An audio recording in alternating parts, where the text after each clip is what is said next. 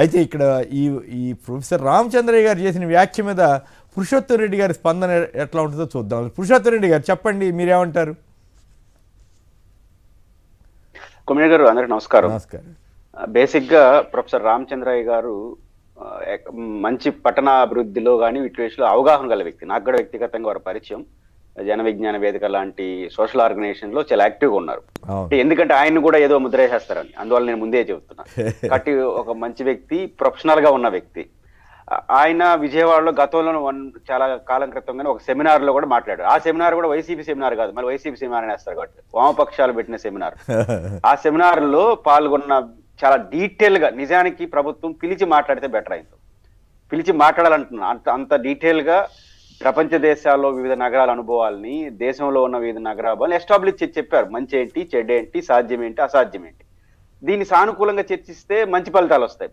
కానీ ఏది మాట్లాడినా దానికి ఏదో వ్యతిరేక ముద్ర వేసేస్తుంటే ఆయన కీలకమైన పాయింట్ ఏంటంటే, కాదు నాకు సంక్షిప్తంగా దీని మీద మాట్లాడిద్దామని మీతోటి మాట్లాడిస్తున్నాను. నా కీలకమైన పాయింట్ ఏంటంటే, ప్రపంచంలో ఏ రాజధాని నగరంలో కానీ ఎక్కడైనా సరే వరద నీటిని ఎత్తిపోసే స్కీమ్ ఎక్కడా లేదు. ఒక అమరావతిలోనే ఎందుకు పెడుతున్నారు, ఎన్ని వందల కోట్లు వేల కోట్లు ఎందుకు ఖర్చు పెడుతున్నారు అన్నది ఆయన ప్రశ్న. దాంతో మీరు ఏకీపిస్తారా? ఇంకెక్కడైనా మీ దృష్టిలో వచ్చిందా వరద వస్తుంటే ఎత్తిపోసే స్కీములు ఇంకేరే పట్టణంలో కానీ నగరంలో కానీ ప్రపంచంలో ఎక్కడైనా ఉన్నాయా? భారతదేశంలో చెన్నైతో సహా ఏ నగరం వరద ముప్పు గురైన నగరాలు లిఫ్ట్ స్కీమ్ అయితే ఎక్కడా లేదు. ప్రపంచంలో ఏ నగరంలో లిఫ్ట్ స్కీమ్ లేదు. అంటే నగరం తెలియకుండా కట్టేస్తే లిఫ్ట్ నీళ్లు తరలించే ఏర్పాట్లు చేసిన నగరాలు చూసినాం. కానీ ముందస్తుగా, అంటే పునాదులు వేయక ముందుగానే లిఫ్ట్ స్కీమ్ పెట్టి మార్చుకోవచ్చు అనేది మాత్రం ఫస్ట్ టైం ఇదే చూస్తున్నాం. వాళ్ళేం దీంట్లో మొహమాటం కూడా లేదు. దాదాపు 5,000 కోట్ల రూపాయలతో ప్రపంచ బ్యాంక్ ఇచ్చినటువంటి రిపోర్ట్లోనే వరద ముప్పు నివారణ స్కీమ్, అది మళ్ళీ మామూలు స్కీమ్ కూడా కాదు, వరద ముప్పు కోసం నివారణ, అంటే ఈ పాలవాగు, గ్రావిటీ కెనాలు, కొండవీటి వాగు యొక్క వరదని లిఫ్ట్ చేయడం కోసం దాదాపు 5-6 వేల కోట్లతో ప్రాజెక్ట్. దీంట్లో ఒకటి 600 కోట్లు కట్టి వాళ్ళు ముందస్తుగానే ఉంది, దాన్ని మేము డైవర్ట్ చేస్తాము అని చెప్పే పద్ధతిలో డైరెక్ట్ గా మాట్లాడుతున్నారంటే గెస్ చేసుకుని మాట్లాడి రామచంద్రయ్య గారు చెప్పింది అది, అందరూ చెప్తుంది అదే. ఇతరులు చెప్తే అది నిందలు, మనం చెప్తే మాత్రం ముందస్తు జాగ్రత్తలుగా ప్రభుత్వం ఆలోచిస్తూ ఉంది.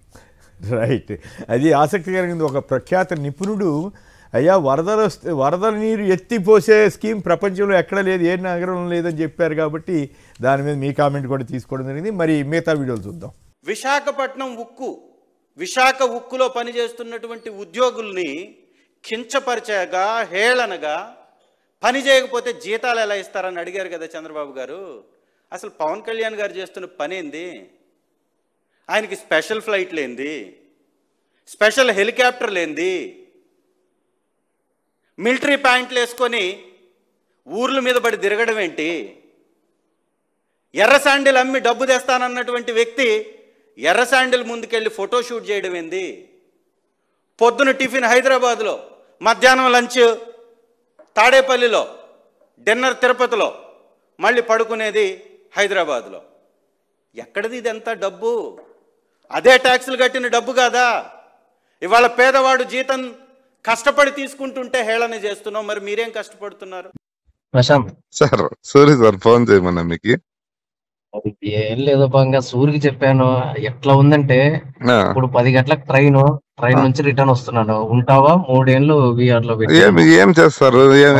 ఏమంట వాళ్ళ బాధ? ఏమలే ప్రశాంత్ ఏమనుకోద్దు ప్రశాంత్, నన్ను క్షమించు, అంతకంటే నేను చెప్పలేను. కాదు సార్, ఏంది నా మీద ఏందో ప్రైవేట్ కంప్లైంట్ పెట్టమన్నారంటే నేనేం చేశాను అంటే నాకు అర్థం కల్లా. ప్రైవేట్ కంప్లైంట్ అంటే ఏమి? ఏదంటే అదే అంటే ఇంక ఏదంటే తిట్టినాడు అనేది. ఇంకా మా షాప్లే దొరికినాయా? నాకే కాదు, ఇదో మా వాడు మా ఇల్లేడు తిట్టినావు అన్నట్లు అసలు లేదు ప్రశాంత్. మరి మా ఎస్ఐ ఏందేదో చెప్పినాడు, ఆ సెల్లులో ఏదో మాట్లాడినాడు సార్ అని. ఎవరికి చెప్పాలని ఆఫీసర్లకు చెప్పినాడు, వేరే వాళ్ళకి. నేనేం మాట్లాడినాను సెల్లులో? ఎవరికి మాట్లాడినాను? హలో, మీరేం మాట్లాడినారని లేదు ప్రశాంత్, మీరేం మాట్లాడినారని కూడా కాదు. ఏమి ఫాల్స్ కేసు పెట్టమన్నా? ఏం ప్రశాంత్, ఏం చెప్పాలో నాకు అర్థం కాలేదు. నా పరిస్థితి 5 రోజుల నుంచి ఇంకా రైల్వే స్టేషన్ లో 10:10కి ట్రైన్ రైల్వే స్టేషన్ లో ఉంటే ఏం చెప్పారంటే ఆయన సంతకాలు పెట్టమన్నాడు, మీరు ఫాల్స్ కేసు పెడితే మేము సంతకాలు పెట్టము, మీరు కేసు ఫైల్ చేసుకోండి అని ఇంతే చెప్పాను నేను ఆయనకి.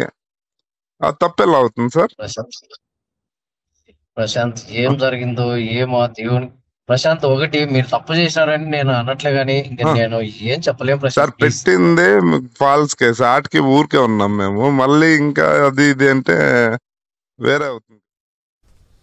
రైట్. రాష్ట్రంలో రెడ్ బుక్ రాజ్యాంగం ఏ రకంగా జరుగుతోంది, పైనుంచి ఒత్తిళ్ళు వచ్చి చివరికి పోలీస్ అధికారులే పాపం, ఆయన ఎవరు మంచి సీఐ అనుకుంటా, అది క్షమాపణ చెబుతూ కేసు పెడతారని చెప్పిన తీరు, బహుశా ఇప్పుడు ఆయన్ని కూడా ఉద్యోగం తీసేస్తారో సస్పెండ్ చేస్తారో. వివేకా కేసులో నిజం చెప్పినందుకు లీగల్ నోటీస్ ఇచ్చినందుకు ఉద్యోగం తీసేశారు. ఏమిటి పురుషోత్తమ రెడ్డి గారు, ఈ ఆడియో మీద కానీ ఆ సీఐ పాపం ఆయన పడుతున్న ఆవేదన గురించి మీరు ఎట్లా వ్యాఖ్యానిస్తారు? కుమిన్ గారు, సిఐ గారు ఏదైతే ఆవేదించినట్టుగా ఆ వీడియోలో కనిపిస్తుందో దాన్ని ప్రభుత్వం సీరియస్ గా తీసుకోకపోతే, సీరియస్ గా తీసుకోవడం అంటే ఆయన పైన యాక్షన్ తీసుకోవడం కాదు. పోలీసుల మనోభావాలు, అధికారుల మనోభావాలు అలా ఉన్నాయి. దీన్ని పట్టించుకోకపోతే రేపు పోలీసుల్లో వ్యతిరేక భావన వస్తుంది. మీరు ఎంతమందిని వీఆర్లో పెట్టేస్తారు? ఆయన పెడతారు. ఆయన చెప్పింది సారాంశం అదే కదా, నేను చెప్పినట్టు చేయకపోతే 2-3 ఏళ్ళు వీఆర్లో ఉంటావు, జీతం రాదనేది ఇండైరెక్ట్ నాకు అర్థమైంది ఆయన మాటల్లో. ఆ వీడియోలో ఆ ఆడియోలో చూస్తున్నప్పుడు ఎంతమందిని పెట్టేస్తారు? 10 మందిని పెడతారు, 20 మందిని పెడతారు, 30 మందిని పెడతారు. మొత్తం మందిని పెడితే ఏమవుతుందో అందులో వ్యతిరేకత. రేపు వ్యవస్థ మీ చేతిలో ఉండదు. నీకు ఒక 1 year పోయిన తర్వాత ఏ ప్రభుత్వ వ్యవస్థనైతే మీరు సమర్థవంతంగా వాడుకోవాలనుకుంటున్నారో అదే రివర్స్ అయిపోతుంది. ఎందుకంటే ప్రభుత్వంలో 1-2 అయితే భయపడతారు. మాస్గా మారిపోయిన తర్వాత అది ప్రభుత్వానికి నష్టం, అడ్మినిస్ట్రేషన్ కొలాప్స్ అవుతుంది, ప్రజలకు కూడా నష్టం. అడ్మినిస్ట్రేషన్ ఒకసారి కొలాప్స్ అయిపోతే, ఇప్పుడు ప్రతిపక్షంలో ఉన్న వాళ్ళని అరెస్ట్ చేయాలనే పేరుతో వాళ్ళు మనోభావాలు దెబ్బతిని అధికార పార్టీ వాళ్ళు చెప్పినట్టు వినలేక నలిగిపోతే వాళ్ళు పని చేయరు. రేపు పని చేయకపోతే ఏమవుతుంది? వ్యవస్థ కొలాప్స్ అయిపోతుంది. అది ప్రజలకి నష్టం, అల్టిమేట్ గా పొలిటికల్ గా అధికార పార్టీకి నష్టం. కాబట్టి ఇప్పటికైనా అర్థం చేసుకుని చట్టాన్ని చట్టంగా ఇంప్లిమెంట్ చేయండి. కొంత అధికార పార్టీకి అనుకూలంగా ఉంటారనేది జగమేని సత్యం. కానీ ఇంత బయాస్డ్గా వ్యవహారాలు నడిపితే అల్టిమేట్ గా వ్యవస్థ కొలాప్స్ అవుతుంది. పొలిటికల్ గా మీరు చాలా ముందే కొలాప్స్ అయిపోతారు. కొంతకాలం వైసీపీ వాళ్ళకి శారీరక ఇబ్బందులు ఉండొచ్చు, మానసిక ఇబ్బందులు ఉండొచ్చు, పడతారు. రెండోది, మీకు అంబటి రాంబాబు గారు చెప్పిన ఒకటి పాపులర్ డైలాగ్ పోతుంటుంది, అదేదో ముందే చెప్పేయండి రా బాబు, 2 ప్యాంటు షర్ట్లు రెడీగా పెట్టుకుంటారు అన్నాడు. అందరూ వైసీపీ నాయకులు ఎట తయారయ్యారంటే, సరే నాగార్జున గారు ఒప్పుకుంటారు లేదు నాకు తెలియదు కానీ తీర్థయాత్రలు పోయి వస్తారు కదా, అట్లా పోలీస్ స్టేషన్లకి జైలుకి తీర్థయాత్రలు పోయడానికి రెడీ అయిపోతున్నట్టుగా నాకు అనిపిస్తుంది. అదేమవుతుంది, రేపు భయం కూడా పోతుంది. అదే ప్రభుత్వం అర్థం చేసుకుంటే మంచిది. రైట్. పోలీసులలో కూడా మంచి వాళ్ళు ఉంటారన్న దానికి ఇది ఒక ఉదాహరణగా కనపడుతుంది. ఆయన తప్పు చేస్తున్నాను తెలిసి కూడా క్షమించబోని తప్పు చేస్తున్నటువంటి మంచి వాళ్ళే ఉంటారు. అదే. నాగార్జున గారు, మీరు కూడా కామెంట్ చేస్తారా? ముందుగా డిస్కషన్లో ఉంచినటువంటి పెద్దలకి, సాక్షి టీవీ ప్రేక్షకులకి ముందుగా నా నమస్కారాలండి. సరే, ఆ వీడియోస్ అవన్నీ చూసినప్పుడు మీకు స్పష్టంగా ఒక అంశాన్ని చెప్తానండి. వైఎస్ఆర్ కాంగ్రెస్ పార్టీ కానీ లేకపోతే ఇప్పుడు ఉన్నటువంటి ప్రతిపక్షం కానీ పోలీసులకు ఎప్పుడు ఎక్కడ మేము వ్యతిరేకంగా ఉండట్లేదు.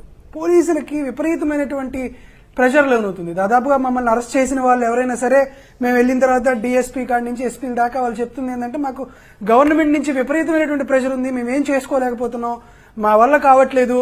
సో కొమ్మినేని గారు మీరు కూడా ఎక్స్పీరియన్స్ చేశారు, వాళ్ళు కూడా అదే చెప్తున్నారు. సార్, ఇటువంటి దుర్మార్గ పరిపాలన మేము ఎక్కడ చూడలేదు, మమ్మల్ని తీవ్రంగా హింసిస్తున్నారు. కాకపోతే ఒక చిన్న సహాయం సార్, బయటికి వెళ్ళిన తర్వాత మేము ఇట్లా మాట్లాడామని చెప్పకుండా మళ్ళీ వాళ్ళే చెప్తున్నారు. సో మేము స్పెషల్ గా చెప్పేది ఏంటంటే, సరే మేము ఇవన్నీ జరిగిన తర్వాత సరే మేము ఏదన్నా 1, 2, 3 మాటలు మేము ఏదైనా కొంచెం పరుషంగా మాట్లాడితే మాట్లాడొచ్చు, కానీ జగన్మోహన్ రెడ్డి గారిది నిజంగా విశ్వగురు లాంటి ప్రేమ. సో ఇటువంటి చీకటి పరిపాలనే మరొకసారి చేయడానికి అదేం ఉండదు మాకు. రేపు అధికారంలోకి వచ్చినా కూడా మేము ప్రజాస్వామ్యబద్ధంగా రాజ్యాంగబద్ధంగా మా పరిపాలన చేస్తున్నాం. కానీ మా కంటెన్షన్ ఒకటే, మీరు అధికార పార్టీలకు సంబంధించినటువంటి ప్రెషర్ వల్ల మీరు కేసు పెట్టచ్చు, మీ పోస్టింగ్ల కోసం ఏదైనా చేయొచ్చు, సరే మీరు ఏదో ఒకటి చేయండి, మీ తెప్పలు ఏదో పడండి. పాపం వాళ్ళని ఎంత మానసికంగా చిత్రహింసలకు మిమ్మల్ని ప్రభుత్వ అధినేతలు ఎలా గుర్తు చేస్తున్నారో పోలీస్ డిపార్ట్మెంట్ వాళ్ళని మేము కూడా అర్థం చేసుకుంటాం. కానీ ఎక్కడ సమస్య జరుగుతుందంటే, మరీ కొంతమంది అధికారులు అత్యుత్సాహం ప్రదర్శించి మరీ కొంతమంది ఇబ్బందులకు గురి చేస్తూ వైఎస్ఆర్ కాంగ్రెస్ పార్టీ కార్యకర్తలని మ్యాన్ హ్యాండ్లింగ్ చేస్తున్నారో, 3rd డిగ్రీ ఎవరైతే ఉపయోగిస్తున్నారో అటువంటి అధికారులు, అటువంటి SHOల జాబితా నా దగ్గర లేకపోతే కొట్టించుకున్న దగ్గర కాదు, జగన్మోహన్ రెడ్డి గారి టేబుల్ పైన ఉంది. ఎవరైతే వైఎస్ఆర్ కాంగ్రెస్ పార్టీ కార్యకర్తల పైన లాఠీ జులిపించారో, ఎవరైతే వారి మీద లాఠీయే కాదు గంజాయి ఇలా గంజాయి కేసులు పెట్టడం దుర్మార్గంగా తప్పుడు కేసులు పెడుతున్నారనేది కదా. ఒకవేళ నిజంగా పట్టుబడితే ఓకే. గంజాయి కేసులకు సంబంధించి ఏదైనా కానీ ఎవరైతే చట్టాన్ని తమ చేతుకు మీదకి తీసుకున్నారో, మాకు ఈ పోలీస్ వ్యవస్థ మీద విపరీతమైనటువంటి గౌరవం ఉంది. అదే విధంగా వారు పడుతున్నటువంటి ప్రభుత్వ ఒత్తిడుల మీద వాళ్ళ మీద సానుభూతి కూడా ఉంది. అదే విధంగా ఎవరైతే చట్టాన్ని చేతిలో తీసుకుని వైఎస్ఆర్ కాంగ్రెస్ పార్టీ కార్యకర్తల మీద భౌతిక దాడులు చేశారో వారందరి పేర్లు, వారందరి ఎంప్లాయ్మెంట్ ఐడితో సహా జగన్మోహన్ రెడ్డి గారి టేబుల్ పైన ఉంది. దీన్ని ఎవరూ కూడా మార్చలేరు. మేము కూడా వచ్చినప్పుడు ఆ ప్రజాస్వామ్యయుతంగా వారిని ఏ విధమైనటువంటి డిపార్ట్మెంటల్ ఎంక్వైరీ చేయాలా, వాళ్ళని రిమూవ్డ్ ఫ్రమ్ సర్వీస్ చేయాలా, ఏం చేయాలో అన్ని రకాలైనటువంటి ఈ ప్రభుత్వంలో ఉండేటువంటి అన్ని రకాలైనటువంటి అవకాశాలు అవన్నీ మేము చూస్తాం. మాకు వారిపైన ఇప్పుడు ఒక సిఐ గారు మాట్లాడారు. నిజంగా మేము అలాంటి సిఐలు చాలా మంది ఉన్నారు, చాలా మంది బాధపడుతున్నారు, చాలా మంది ఇబ్బందులకు గురవుతున్నారు. ఎందుకు మేము కాకి చొక్కాలు వేసుకుంది శాంతి భద్రతను అదుపు చేయడానికా, లేకపోతే తెలుగుదేశం పార్టీ వారికి సంబంధించిన వాళ్ళకు ఊడిగం చేయాల్సిందా అనేటువంటి వ్యవహారం బాగుంది సార్. మొన్న ఈ మధ్యన ఒక దళిత డిఎస్పీతో ఒక ఆయనతో మాట్లాడారు, చాలా పెద్ద ఆయన, రిటైర్ అయిపోయాడు. ఆయన ఏమన్నారు, సార్ వెరీ వెరీ సారీ మీరు రిటైర్మెంట్ అయిపోయారు అది ఇదని ఏదో మాట్లాడుతుంటే, రిటైర్మెంట్ అయినందుకు చాలా సంతోషంగా ఉంది నాకు, ఇంకొంచెం ఒక 1 year ముందన్నా రిటైర్ అవ్వాల్సింది. నా జీవితంలో రిటైర్మెంట్ అయ్యే లోపు నేను ఇటువంటి పనులు చేస్తానేమో అనిపించింది, ఇటువంటి పనులు చేయకముందు నేను రిటైర్ అయిపోవడం మంచిదని చెప్పి సందర్భం కూడా కనపడింది. కాబట్టి పోలీసులకు మేము ఒకటే విజ్ఞప్తి చేస్తున్నాం, మీరంటే మాకు గౌరవం ఉంది, మర్యాద ఉంది, మీరు పడుతున్న బాధల మీద సానుభూతి కూడా ఉంది. కానీ మీరు ఎవరైతే చట్టాన్ని చేతికి తీసుకొని లోకేష్ గారికో చంద్రబాబు నాయుడు గారి దగ్గర మంచి పేరు తెచ్చుకోవాలని కానీ మీరు మాత్రం వైఎస్ఆర్ కాంగ్రెస్ పార్టీ శ్రేణుల పట్ల కానీ అనుచితంగా ప్రవర్తిస్తే మాత్రం అంతకంతకు చట్టబద్ధంగా మేము చేసేటువంటి చర్యల్ని మేము ఖచ్చితంగా చేస్తాం.